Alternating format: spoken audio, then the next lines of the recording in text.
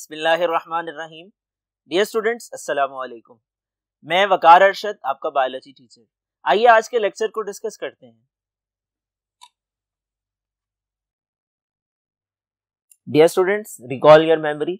Previous lecture में हम chapter को कंप्लीट कर चुके हैं। जो पिछले लेक्चर्स थे उनमें ये चैप्टर मुकम्मल करने के बाद आज का हमारा लेक्चर ताल्लुक रखता है एक्सरसाइज के एमसीक्यूज से।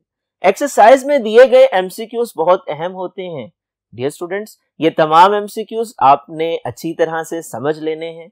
समझने के बाद इनको याद कर लेना है। आपके एग्जामिनेशन में ऑब्जेक्टिव टाइप क्वेश्चंस का एक हिस्सा एमसीक्यूज पर मुश्तमिल होता है। आइए देखते हैं जो चैप्टर हमने खत्म किया है, चैप्टर नंबर 15 ग्रेड 10 का, उसकी एक्सरसाइज में दिए गए एमसीक्यूज क्या हैं और उनके जवाबात क्या हैं। Question number 1, an organism's expressed physical trait such as seed color or pod shape is called। एक जानदार की फिजिकल ट्रेट जो कि वो एक्सप्रेस करता है, जाहिर करता है, मिसाल के तौर पर यहां पर मेंशन है बीज की रंगत या पोड की शक्लो सूरत, इसको कहा जाता है। 4 ऑप्शंस हैं और इन चारों में से सही ऑप्शन का चुनाव करना है। Option A genotype, option B phenotype, option C karyotype और ऑप्शन डी है फिजिकल टाइप। डियर स्टूडेंट्स, चारों ऑप्शंस को एनालाइज कीजिए। पहली ऑप्शन को डिस्कस करते हैं।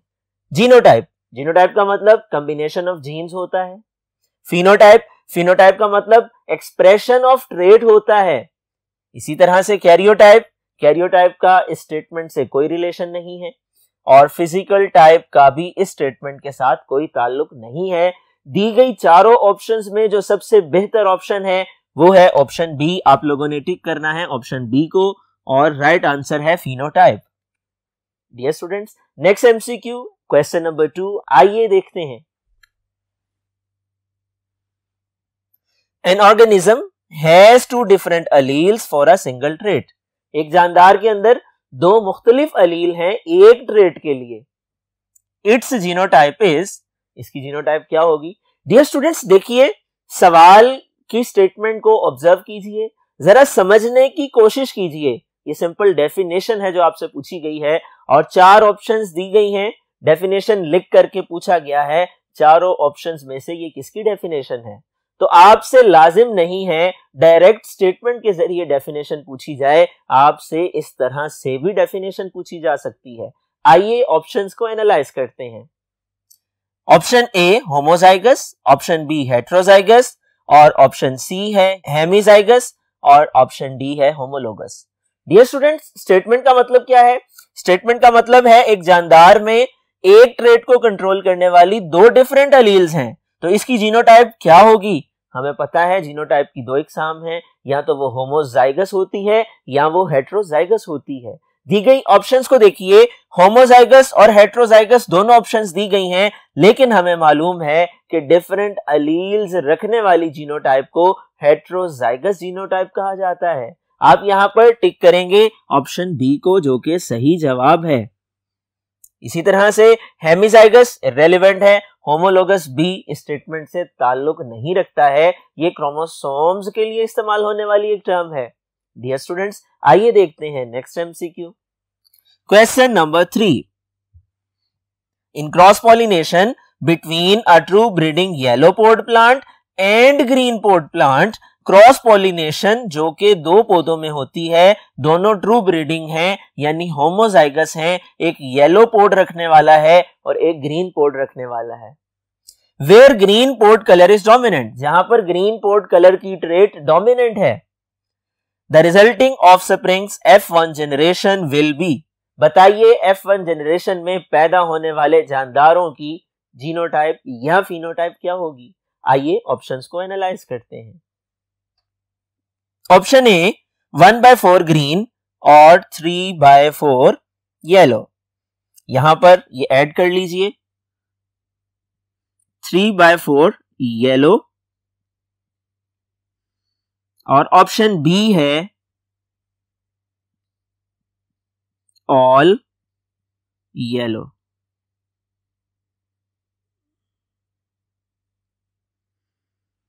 डियर स्टूडेंट्स, फर्स्ट ऑप्शन को देखिए 1/4 ग्रीन 3/4 येलो।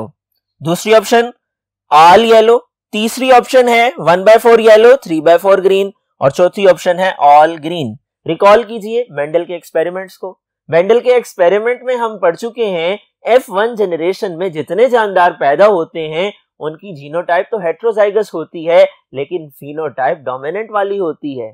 देखिए स्टेटमेंट में आपको बताया गया है पोड कलर कौन सा डोमिनेंट है, ग्रीन कलर डोमिनेंट है। अब आप देखिए यहां पर कहा गया कि 4 में से 1 ग्रीन और 3 येलो हैं, यहां पर कहा गया सब येलो हैं और यहां पर कहा गया कि 4 में से 1 येलो और 3 ग्रीन है, जबकि आखिरी डी ऑप्शन है ऑल ग्रीन। तो यहां पर डोमिनेंट वाली ऑप्शन चूंकि ग्रीन है, आप टिक करेंगे डी ऑप्शन को, जो कि सही जवाब है।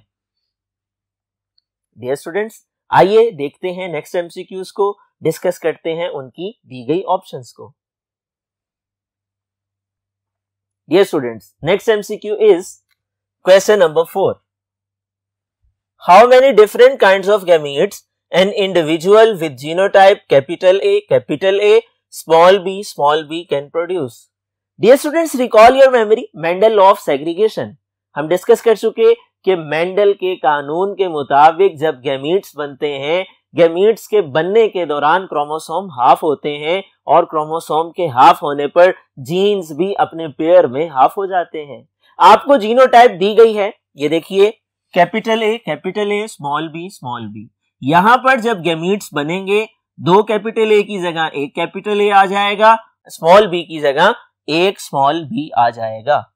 तो आप कह सकते हैं इसके नतीजे में जो गैमीट्स बन सकते हैं वो पॉसिबल टाइप ऑफ गैमीट्स एक ही होंगे, यानी एक ही किस्म के गैमीट्स बनेंगे बिकॉज ये होमोजाइगस हैं, बिकॉज ये ट्रू ब्रीडिंग है। आइए ऑप्शंस को एनालाइज करते हैं। Option A 1, option B 2, option C में 4 की ऑप्शन है और ऑप्शन डी में 8 की ऑप्शन है। डियर स्टूडेंट्स, हम ऑलरेडी डिस्कस कर चुके, यहां पर जो मोस्ट एक्यूरेट आंसर है वो है ऑप्शन ए, यानी पैदा होने वाले गैमीट्स की इकसाम एक ही होंगी। आप टिक करेंगे ऑप्शन ए को। Dear students, next MCQ number 5, आइए देखते हैं। Which of the following statements regarding genes is false? Genes से मुतल्लिक दी गई स्टेटमेंट्स में से कौन सी सही है, कौन सी गलत है? सवाल पूछा गया है गलत के बारे में बताइए। अंडरस्टूड सी बात है, 4 दी गई ऑप्शंस में से 3 ठीक होंगी जबकि 1 गलत होगी। आइए ऑप्शंस को डिस्कस करते हैं। Genes are located on chromosome, बिल्कुल ठीक है, जीन्स क्रोमोसोम पे होती हैं। Genes consist of long sequence of DNA. Dear students, genes मौजूद होती हैं डीएनए के अंदर, लेकिन हम इसको यूं कह सकते हैं कि DNA consist of genes, long sequence of DNA consist of genes. C option, a gene contains information for the production of a protein. एक जीन में वो मालूमात होती हैं जो प्रोटीन को बनाने के लिए दरकार हैं। D option, each cell contain a single copy of every gene, कि हर सेल के अंदर हर जीन की एक कॉपी मौजूद होती है। डियर स्टूडेंट्स, यहां पर इन चारों ऑप्शंस में से बी ऑप्शन ठीक है। बी ऑप्शन यानी फॉल्स स्टेटमेंट जो है वो बी ऑप्शन है, दूसरी ऑप्शन है। आइए देखते हैं, डिस्कस करते हैं नेक्स्ट एमसीक्यू को। नेक्स्ट एमसीक्यू है question number 6। Mendel's primary contribution to our understanding of inheritance was. Mendel का सबसे अहम किरदार विरासत को समझाने के हवाले से जो हमें समझ में आता है वो क्या है? आइए चारों ऑप्शंस को एक एक करके एनालाइज करते हैं। Option A, the idea that genes are found on chromosome. इसने ये आइडिया दिया कि जीन्स क्रोमोसोम पे मौजूद होती हैं। B option, explanation of the patterns of inheritance. विरासत कैसे मुंतकिल होती है इसके बारे में बताया। C option, discovery of alleles. Allele के बारे में इसने दरियाफ्त किया। D option, determining that informations contained in DNA are for protein synthesis. ये बात मालूम की कि जीन्स के अंदर, डीएनए के अंदर जो इंफॉर्मेशन है वो प्रोटीन को बनाने की इंफॉर्मेशन है। डियर स्टूडेंट्स, चारों ऑप्शंस को तवज्जो के साथ जब आप समझने की कोशिश करेंगे तो आपको इसमें से जो करेक्ट ऑप्शन समझ आएगी वो है ऑप्शन बी। मेंडल का बुनियादी काम प्रिंसिपल्स ऑफ इनहेरिटेंस था, पैसेज ऑफ इनहेरिटेंस था, ट्रांसमिशन ऑफ इनहेरिटेंस था from one generation to another generation. Dear students, आइए डिस्कस करते हैं बकिया बच जाने वाले एमसीक्यूज को और उनकी दी गई ऑप्शंस को।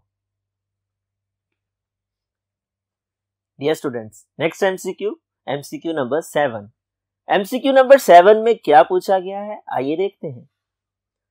Purple flowered pea plant, purple फूल रखने वाला मटर का पौधा, has the genotype capital P. उसकी जीनोटाइप है कैपिटल पी, यानी वो ट्रू ब्रीडिंग है, होमोजाइगस है। Which of the following statements about this plant is false. इस पौधे से मुतालिक दी गई स्टेटमेंट्स में से बताइए कौन सी गलत है। आइए ऑप्शंस को एक एक करके समझने की कोशिश करते हैं। Option A, its phenotype will be white flower. B, it has a homozygous dominant genotype. C, when bred to a white flowered plant, all offsprings will be purple flowered.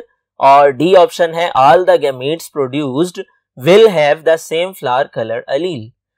Dear students, इन चारों statements को अगर हम समझने की कोशिश करें तो पहली स्टेटमेंट का, पहली ऑप्शन का मतलब है इसकी फिनोटाइप व्हाइट फ्लावर होगी। दूसरी ऑप्शन का मतलब है इसमें होमोजाइगस डोमिनेंट जीनोटाइप है। तीसरी ऑप्शन का मतलब है जब इसका व्हाइट फ्लावर वाले पौधे से क्रॉस करवाया जाएगा तमाम नए बनने वाले पौधों में पर्पल फ्लावर होंगे। और चौथी ऑप्शन का मतलब है जितने गैमीट्स प्रोड्यूस होंगे उनमें सेम फ्लावर कलर वाली अलील पाई जाएगी। डियर स्टूडेंट्स, फॉल्स स्टेटमेंट इनमें से कौन सी है? जो पहली स्टेटमेंट है फिनोटाइप व्हाइट फ्लावर होगी, ये गलत है क्योंकि ऊपर लिखा हुआ है पर्पल फ्लावर पी प्लांट है और उसकी जीनोटाइप होमोजाइगस है, डोमिनेंट है, जो कि एक्सप्रेस होती है। तो यहां पर व्हाइट फिनोटाइप के एक्सप्रेस होने का सवाल ही पैदा नहीं होता। आप टिक करेंगे ऑप्शन ए को। डियर स्टूडेंट्स, यहां पर जब एक ऑप्शन सही साबित हो चुकी है, बकिया तीनों ऑप्शंस को आप डिस्कार्ड कर सकते हैं, इग्नोर कर सकते हैं, नजरअंदाज कर सकते हैं। एक बात जहन में रखिएगा, जब भी आपने एमसीक्यूज को सॉल्व करना है, ये एक रिवर्सिबल प्रोसेस नहीं है, ये इरिवर्सिबल प्रोसेस है। आपने जब एक ऑप्शन को टिक कर दिया, आपके पास वापसी का कोई रास्ता नहीं है।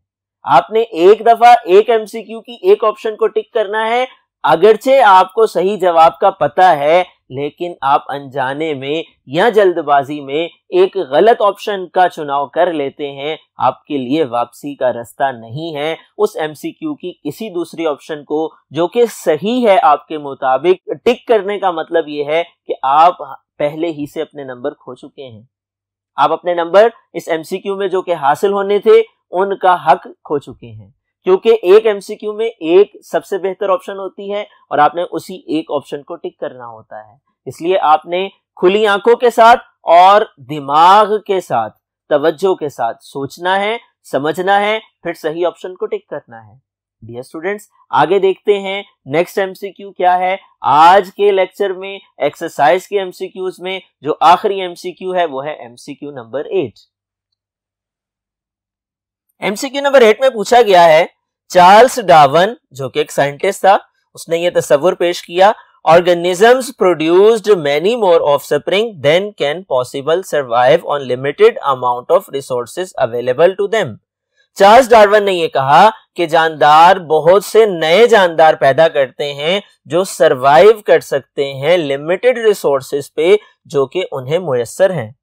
डार्विन के मुताबिक The offspring that are most likely to survive are those that, वो जानदार जो अपना तसलसल बाकी रखते हैं, अपनी बका में कामयाब हो जाते हैं, जो दवाम हासिल कर लेते हैं, जो सरवाइव कर जाते हैं, वो कौन से होते हैं? 4 ऑप्शंस दी गई हैं, 4 स्टेटमेंट्स मेंशन हैं। आइए एक एक करके इन सबको डिस्कस करते हैं। First option is are born first and grow fast. Second option are largest and most aggressive. और थर्ड ऑप्शन है हैव नो नेचुरल प्रीडेटर्स। और फोर्थ ऑप्शन है are best adapted to their environment. Dear students, पहली option का मतलब क्या है? पहली ऑप्शन का मतलब है वो जानदार जो पहले पैदा होंगे और तेजी से ग्रो कर जाएंगे। दूसरी ऑप्शन का मतलब क्या है? वो जानदार जो सबसे बड़े होंगे और सबसे ज्यादा एग्रेसिव, गुस्से वाले होंगे। डियर स्टूडेंट्स, तीसरी ऑप्शन का मतलब है जिनका कोई कुदरती शिकारी मौजूद नहीं होगा। और चौथी ऑप्शन का मतलब है वो सरवाइव करेंगे जो अपने माहौल से ज्यादा मुताबिकत रखते होंगे। डियर स्टूडेंट्स, इन चारों ऑप्शंस को एनालाइज करने के बाद अल्टीमेटली हम जिस नतीजे पे पहुंचते हैं वो ये है कि दी गई चारों ऑप्शंस में से जो आखिरी ऑप्शन है, जो चौथी ऑप्शन है, जो डी ऑप्शन है, वो सही जवाब है। इसलिए आप लोगों ने टिक करना है डी ऑप्शन पर। डियर स्टूडेंट्स, ये एमसीक्यूज थे जो कि आपकी एक्सरसाइज में दिए गए थे, चैप्टर 15 की एक्सरसाइज में दिए गए थे। यकीनन ये तमाम एमसीक्यूज आप लोगों ने समझ लिए हैं, लेकिन आपने यहीं पर रुक नहीं जाना, बल्कि इन एमसीक्यूज को समझने के बाद मेमोराइज भी करना है। डियर स्टूडेंट्स, आपके ऑब्जेक्टिव टाइप क्वेश्चन पेपर में ये एक अहम हिस्सा है, इनकी एक खास वेटेज है। इसलिए आपने इन एमसीक्यूज को, एक्सरसाइज के एमसीक्यूज को जो कि बोर्ड एग्जामिनेशन में पूछे जाते हैं और 40 to 50% एक्सरसाइज में से आते हैं, अच्छी तरह से तैयार कर लेना है। मुझे उम्मीद है आप टीचर की इंस्ट्रक्शंस को फॉलो करेंगे, इन तमाम एमसीक्यूज को अच्छी तरह से तैयार करेंगे, अपनी नोटबुक पर नोट डाउन करेंगे। डियर स्टूडेंट्स, अगले लेक्चर तक अपना ख्याल रखिएगा। अल्लाह हाफिज।